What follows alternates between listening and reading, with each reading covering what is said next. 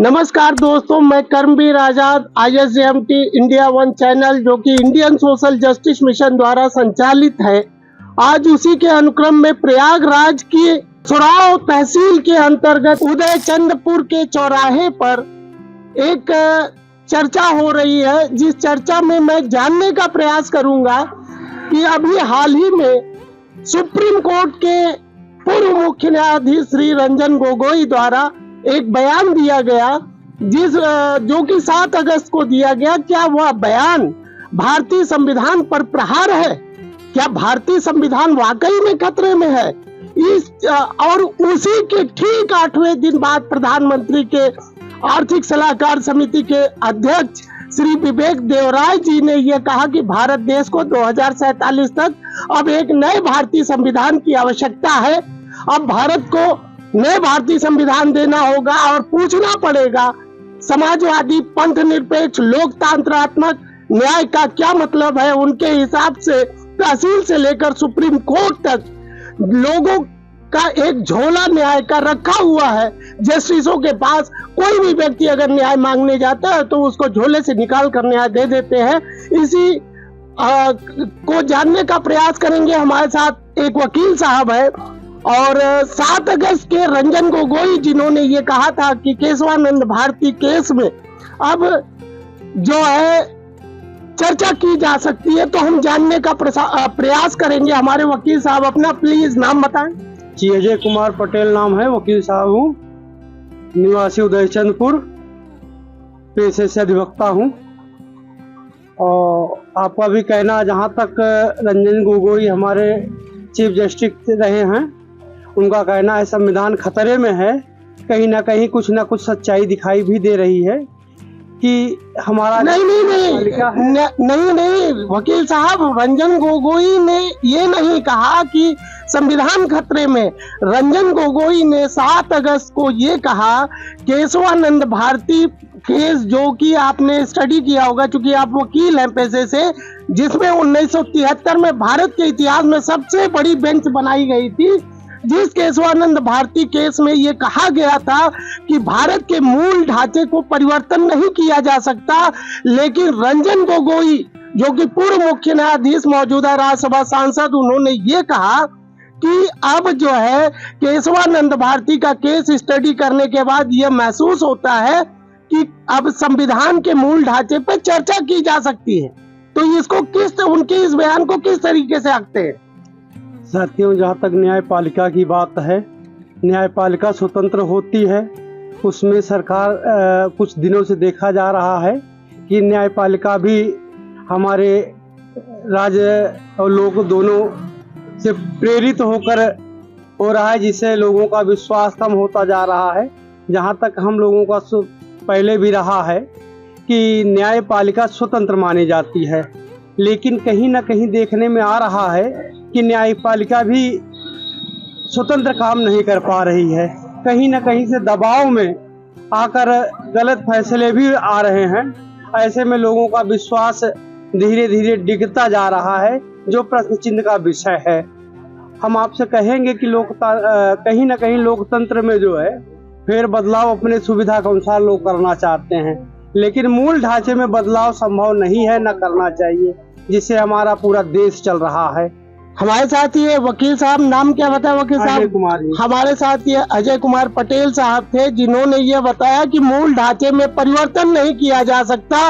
लेकिन 15 अगस्त को विवेक देवराय जो कि प्रधानमंत्री के आर्थिक सलाहकार समिति के चेयरमैन हैं, उन्होंने स्पष्ट रूप से ये कहा कि भारत को 2047 तक भारतीय संविधान देना होगा। उन्होंने कहा समाजवादी, पंथ निरपेक्ष, लोकतंत्रात्मक का क्या मतलब है। हमें वापस ड्राइंग बोर्ड पे आना चाहिए और पूछना चाहिए और पहले सिद्धांत से शुरू करना चाहिए। इनका कहने का तात्पर्य यह है कि एक नई संविधान सभा का गठन होना चाहिए और भारत को एक नया संविधान देना चाहिए। तो आपके हिसाब से भारत का संविधान सही है या वो सही है? भाई, मेरा मूल संविधान जो है जिससे पूरा देश चल रहा है, उसमें अपनी व्यवस्था के अनुसार समय समय पर सरकार बदलती रही है, लेकिन मूल ढांचे में परिवर्तन हो जाना बहुत बड़ी बात होती है। ऐसे में मैं कहूँगा कि मूल ढांचे में परिवर्तन करना पूरे संविधान को बदलना ही है। इसी कड़ी में हमारे साथ में हैं प्रभाकर मिश्रा जी। इनसे जानने का प्रयास करेंगे क्या यह भारतीय संविधान जो हमारा देश इस भारतीय संविधान से चल रहा है इसको बदलना चाहिए या भारतीय संविधान में इनको खामियां और खूबियां क्या नजर आती हैं। हमारे साथ में है प्रभाकर मिश्रा जी। जी धन्यवाद जी। हमको तो इसमें सबसे बड़ी खामी ये लगती है कि एक गरीब आदमी अगर न्याय के लिए जाता है तो उसके चप्पल घिस जाते हैं, उसको न्याय नहीं मिलता है। हाँ, तो इन सब चीज़ों में परिवर्तन होना चाहिए। अब ये कहिए कि पूरे संविधान को ही बदल दिया जाए, ये तो डॉक्टर भीमराव अंबेडकर का अपमान होगा, जिनको इतने वर्षों से जब से हमारा देश आज़ाद हुआ उनको हम पूछते चले आ रहे हैं। तो संविधान बदलने की जरूरत नहीं है। गरीबों को सस्ता न्याय मिले, जल्दी न्याय मिले। हाँ, जिसके खिलाफ मुकदमा कायम हो जा रहा है, अगर थोड़ा सा पैसे वाला आदमी है तो उसकी सुनवाई हर जगह हो जा रही है। गरीब आदमी है 10 साल 20 साल उसकी कई पीढ़ियां गुजर जा रही हैं, उसको न्याय नहीं मिल रहा है। तो इसमें तो परिवर्तन होना चाहिए, लेकिन अब यह कहिए कि संविधान बदल जाए। मिश्रा जी, वो तो संविधान संशोधन की बात, संविधान संशोधन बाबा साहब भाग 20 में खुद लिखे हुए आर्टिकल 378 से लेके 398 तक। आपको संविधान संशोधन करने की पावर न्यायपालिका को और विधायिका दोनों को है। अगर न्यायपालिका सुप्रीम कोर्ट को लगता है इससे जनहित कहीं बाधित हो रहा है तो सुप्रीम कोर्ट भी अपना जो है एक डायरेक्शन दे देता है। और आपका जो ये है क्या बोलते हैं सदन, जो उच्च सदन बोलते हैं राज्यसभा और लोकसभा, वहां पर इस पे चर्चा की जा सकती है। तो वो उसके लिए तो उसमें ऑलरेडी दिया है, लेकिन भारतीय संविधान ही बदल दिया जाए, इसको कैसे देखते हैं? नहीं, इसको तो हम गलत देखते हैं। भारतीय संविधान कैसे बदल दिया जाएगा? भारतीय संविधान नहीं बदला जाना चाहिए। अगर जिसने कहा है उसके खिलाफ मुकदमा कायम होना चाहिए। बहुत बहुत धन्यवाद मिश्रा जी। ये हमारे साथ थे प्रभाकर मिश्रा जी, और प्रभाकर मिश्रा जी ने जो है बड़े खुल करके कहा कि जो इस तरीके का बयान देता है उसके खिलाफ मुकदमा होना चाहिए। चलिए, इसी कड़ी में हमारे साथ में है डॉक्टर सुधीर राय से जानने का प्रयास करेंगे क्या भारतीय संविधान को बदलना चाहिए।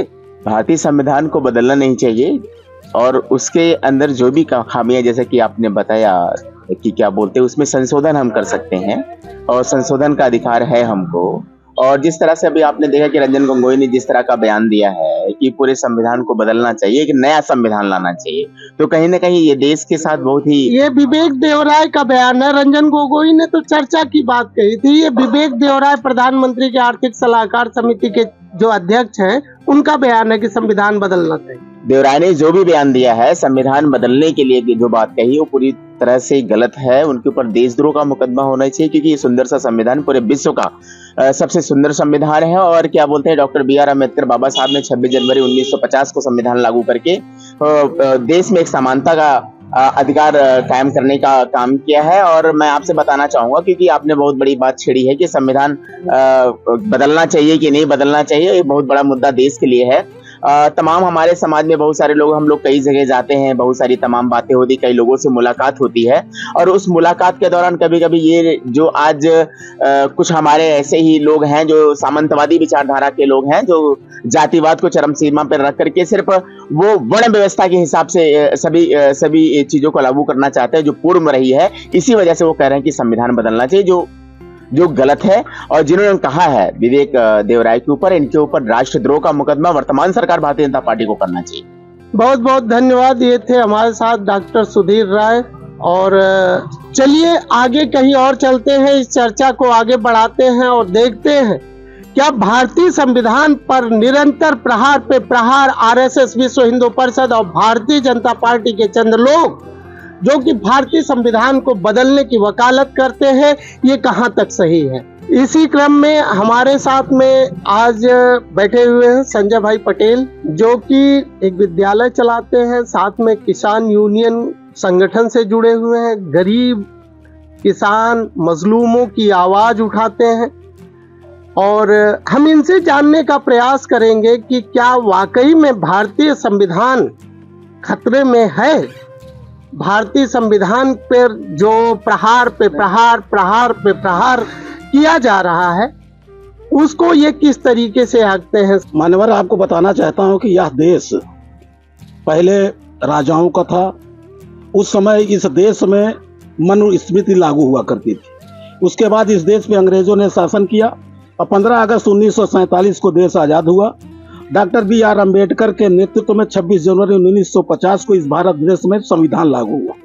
और जब से संविधान लागू हुआ, इस भारत देश के सामंती व्यवस्था के लोगों के पेट में दर्द होना शुरू हुआ, क्योंकि जो उनके पास उनका अधिकार था संविधान बनने के पहले, कहीं ना कहीं उनका वो अधिकार कम होता गया, जिसके कारण लगातार वो प्रतिदिन, हर वर्ष या प्रति घंटे इस संविधान को परिवर्तन करने की उनकी सोच रहती है। और उसी सोच के तहत जो तरुण गोगोई हैं, जो राज्यसभा मेंबर हैं, जो सामंती व्यवस्था के पोषक हैं, उन्होंने कहा कि इस भारत देश के संविधान को बदलना चाहिए। क्यों? क्योंकि भारतीय संविधान में गरीबों को, मजलूमों को, अनुसूचित जातियों को, अल्पसंख्यकों को, पिछड़ी जातियों को जो अधिकार दिया गया है, उस अधिकार को हनन करने के लिए जितने भी सामंती व्यवस्था के सोच वाले लोग इस देश में हैं, सारे लोगों की निगाह है कि डॉक्टर B.R. अम्बेडकर द्वारा लिखित संविधान को बदल दिया जाए। क्योंकि आज पूरा देश अगर संविधान को मानता है तो वह डॉक्टर B.R. अम्बेडकर की देन मानता है।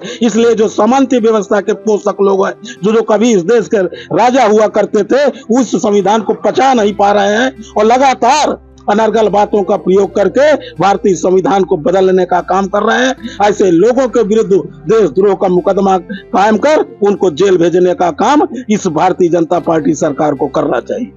बहुत बहुत धन्यवाद। हमारे साथ में थे संजय भाई पटेल, जिन्होंने अपना पूरा बयान बताया कि यह भारतीय संविधान की जो मूल प्रस्तावना है कि हम भारत के लोग भारत को प्रभुत्व संपन्न, समाजवादी, पंथ निरपेक्ष, लोकतंत्रात्मक गणराज्य बनाने के लिए तथा उनके समस्त नागरिकों को सामाजिक, आर्थिक, राजनैतिक, न्याय, विचार, अभिव्यक्ति, विश्वास, धर्म और उपासना की स्वतंत्रता। वाह रे बाबा साहब डॉक्टर अम्बेडकर, तुमने जो ये भारतीय संविधान की जो संरचना की और उस संरचना में जो 1 वोट की कीमत अडानी के बेटे को दी, तो 1 वोट की कीमत उस किसान, मजदूर, मजलूम के बेटे को भी दी। और ऐसे भारतीय संविधान को बदलने का जो प्रयास RSS, विश्व हिंदू परिषद और भारतीय जनता पार्टी की सरकार के चंद लोग कर रहे हैं, ये वाकई में देशद्रोह का मुकदमा दर्ज होना चाहिए।